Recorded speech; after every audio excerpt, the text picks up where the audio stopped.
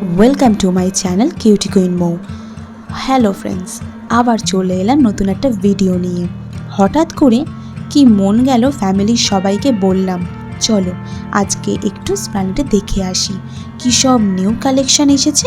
তাই বেরিয়ে পড়লাম সবাই মিলে এসপ্ল্যানেডে যাওয়ার উদ্দেশ্যে। তাই একটা টোটোতে উঠে পড়লাম সবাই মিলে।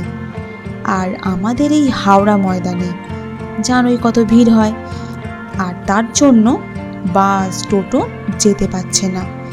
তাই জন্য মাঝে মধ্যেই টোটো দাঁড়িয়ে পড়ছে। তাই জন্য যেমন ভিড় তেমন গরম, আর কারোরই বসে থাকতে ভালো লাগছিল না এত গরমের মধ্যে।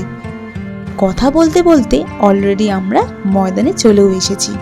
আর তোমরা সবাই ভালো মতো করেই জানো যে হাওড়া মেট্রো হয়ে গিয়ে আমাদের কতটা সুবিধা হয়ে গেছে এসপ্ল্যানেড যাওয়ার।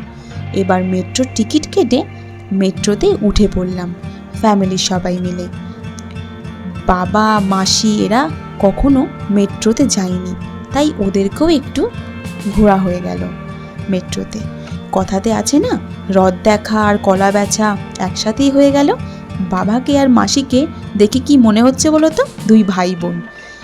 আর এই দেখো ফ্রেন্ড, কত ভিড় এসপ্ল্যানেড যাওয়ার, বাপরে বাপ, এত ভিড় আমি দেখিনি, সত্যি বলছি।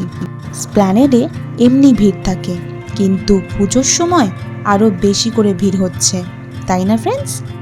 আর এই দেখো আমি এই ড্রেসটা নিয়েছি, কেমন লাগছে আমাকে দেখতে ফ্রেন্ডস? একটু কমেন্ট বক্সে জানিও।